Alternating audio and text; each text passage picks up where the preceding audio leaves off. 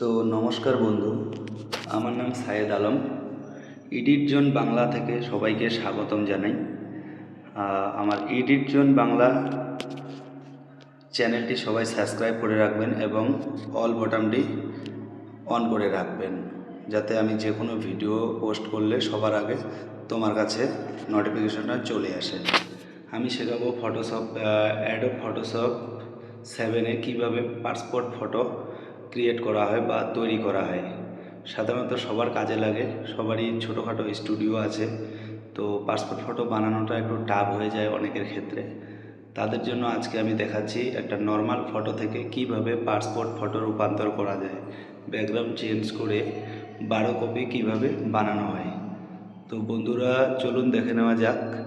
সবার প্রথমে পাসপোর্ট সাইজের যে আমি ক্রপ টুলটি নিলাম সেখানে দিব 1.2 ইঞ্চি, আরেক হাইটে দিব 1.4 ইঞ্চি, রেজুলেশন দিব 1024, যাতে ফটোটার রেজুলেশনটা ভালো থাকে এবং কাজটা করতে সুবিধা হয়, প্রপারভাবে দেখা যায়। এবার ক্রপ টুল সিলেক্ট করে আমি সুন্দর করে ক্রপ করে নিলাম। ক্রপ করে নেওয়ার পরে বন্ধুরা সোজা চলে যাবেন লেসো টুলে।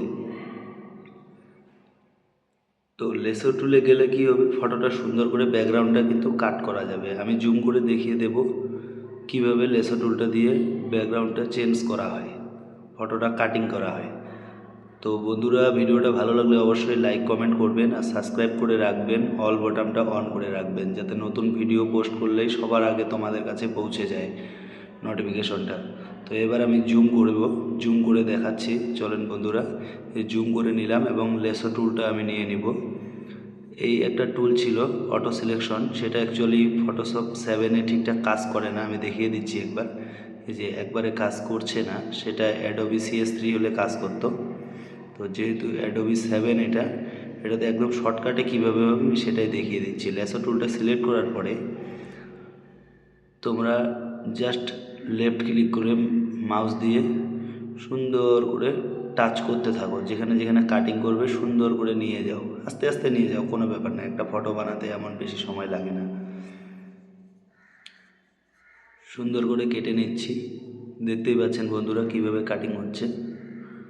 তো আমি আরেকটু জুম করে দেখাবো তোমাদের, আগে এটুকু কাটিং করে নিই। হ্যাঁ, এই যে চুলগুলো যাতে ঠিকঠাক থাকে একদম দেখে দেখে, কারণ কম্পিউটারের ডিসপ্লেতে অনেক বড় দেখা যায়, অসুবিধা নেই, এভাবে কাটিংটা করে নিতে হবে। তো আমি স্পিডটা বাড়িয়ে দিই নি এই কারণেই, তোমরা যাতে প্রপারলি বুঝতে পারো। অনেকে ভিডিওটার স্পিড বাড়িয়ে দিয়ে বোঝায়, তো আমি স্পিড বাড়িয়ে দিলাম না, তোমরা ভালো করে দেখে নাও আমি কিভাবে কাটিং করেছি। ঠিক আছে, এতটুকুই আমি আপাতত কাটিং করলাম, কারণ একসাথে নিতে যায় ক্যান্সেল হতে পারে। তো অল্প অল্প করেই করবেন।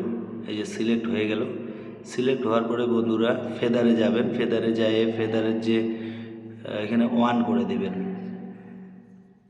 1 করে দিলে কাটিংটা স্মুথ হবে। এবার ডিলিট বোতামটা ক্লিক করলে দেখেন সুন্দর করে কিন্তু ব্যাকগ্রাউন্ডটা চেঞ্জ হয়ে গেল। যেটুকু বাকি আছে এটুকু জুম করে সেম কন্ডিশনে কেটে নেবেন।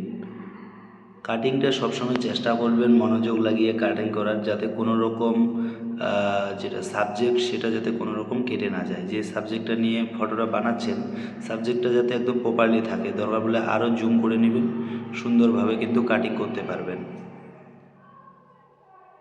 দেখেন এভাবে দেখে দেখে সুন্দর করে যেখানে যেখানে সাবজেক্টটা আছে কাটিংটা করতে লাগবে। আর যেটা আমি ফেদার দিলাম 1, সেই ফেদারটা দিলে খুব ভালো, কারণ ফেদার যদি দেওয়া থাকে তাহলে স্মুথ হয় কাটিংটা, এবড়ো খেবড়ো হয় না, হালকা স্মুথ হয়ে যায়, দেখতে ভালো লাগে। আমি এটাও আইডিয়া করে নিয়ে নিলাম, নিয়ে সিলেক্ট করে কেটে দিলাম। ডিলিট বোতাম প্রেস করলেই কিন্তু হয়ে যাবে। দেখো ব্যাকগ্রাউন্ডটা চেঞ্জ হয়ে গেছে। তো বন্ধুরা এবার দেখো সাইডে অল্প বাকি আছে, সেটুকু দেখে করে নিলাম। এবার বন্ধু আমি বিশেষ করে দেখাবো যে ফটোটার সাইডে একটা বর্ডার থাকে, সেই বর্ডারটা সে দেখাবো, আর কিভাবে লাইট টাইট ঠিক করা যায় সেটা দেখাবো। তো সবার আগে বর্ডারটা করে নিচ্ছি। স্টোর সিলেক্ট করে সিলেকশন টুলটা সিলেক্ট করে স্টোরেজে যেতে হবে। এবার বর্ডারটার জন্য কিন্তু এখানে সবসময় ব্ল্যাক কালার চুজ করতে লাগবে, ইনসাইড আর ব্ল্যাক করে ওকে করে দিলাম। এবার বন্ধুরা এখানে 5 দেবেন, পার্সেন্টেজটা 5 রাখবেন, ওকে করে দেবেন। দেখেন বর্ডার কিন্তু লেগে গেছে। এবার হালকা আমি ব্রাইটনেসটা কালারটা ঠিক করব। কন্ট্রোল এম দাবিয়ে কালারটা লেভেলটা আনলাম, হালকা কালারটা বাড়িয়ে দিলাম। বাড়িয়ে দেওয়ার পরে কন্ট্রোল এল দাবাও।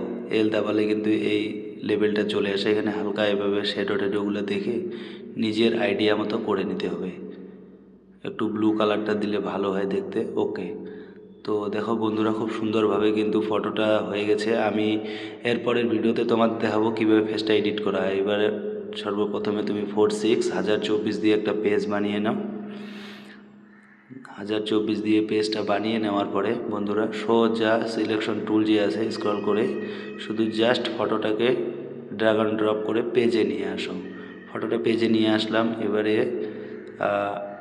অল্ট দাবিয়ে ধরে মাউস দিয়ে টেনে নাও, ডবল হয়ে যাবে। সেটার উপর আরও এলডি দাবাও, অল্ট, ডবল হয়ে গেলে এবার হচ্ছে কন্ট্রোল ই দিয়ে তিনটাই সিলেক্ট হবে। একবার সিলেক্ট করলে একটা সিলেক্ট হবে, তিনবার করো তিনটাই সিলেক্ট হয়ে যাবে। হ্যাঁ, কন্ট্রোল ই করার পর ফের অল্ট করে ডবল করে নিলাম, আবার কন্ট্রোল ই করে 6টা একসাথে সিলেক্ট করলাম, আরও অল্ট করলাম। অল্ট করলে কিন্তু 12টা হয়ে যাবে ডবল। হ্যাঁ, এবার আমরা করব কি, সেটা সুন্দর করে আরও কন্ট্রোল ই করে একসাথে করে 12টাকেই পেজটার ঠিক মিডিল বরাবর সাজিয়ে নেব, যাতে প্রিন্ট হওয়ার সময় কোনো সাইড কেটে না যায়। আর গ্যাপগুলো এমনভাবে রাখবো, মার্জিনগুলো, যাতে আমরা কেচিটা দিয়ে কাটতে পারি ভালোভাবে। তো বন্ধুরা দেখেন ফটোটা কিন্তু একদম রেডি হয়ে গেল, পাসপোর্ট ফটো। এখন যে কোনো প্রিন্টার দিয়ে, কে কী প্রিন্টার ইউজ করছো জানি না, সেটা প্রিন্ট করতে পারেন।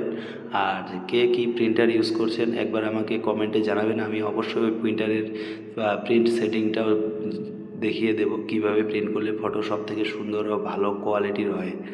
তো বন্ধুরা, যদি আমার এই ভিডিওটা দেখে মনে হয় যে তোমাদের ভালো লেগেছে বা কিছু শিখতে পেরেছো, অবশ্যই চ্যানেলটা সাবস্ক্রাইব করবে আর পাশে থাকা বেল আইকনটা অন করে দেবে, যাতে সব সময় আমার ভিডিও পোস্ট করলে সবার আগে তোমাদের কাছে পৌঁছে যায়।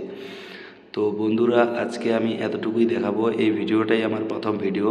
তো যারা যারা আমার চ্যানেলে জুড়ে আছো অবশ্যই চ্যানেলটাকে সাবস্ক্রাইব করবে আর নতুন নতুন ভিডিও দেখার জন্য অবশ্যই বেল আইকনটি অন করে রাখবে। তো অনেক অনেক ধন্যবাদ পাশে থাকার জন্য বন্ধুরা। নিত্য নতুন আমি আরও শেখাবো।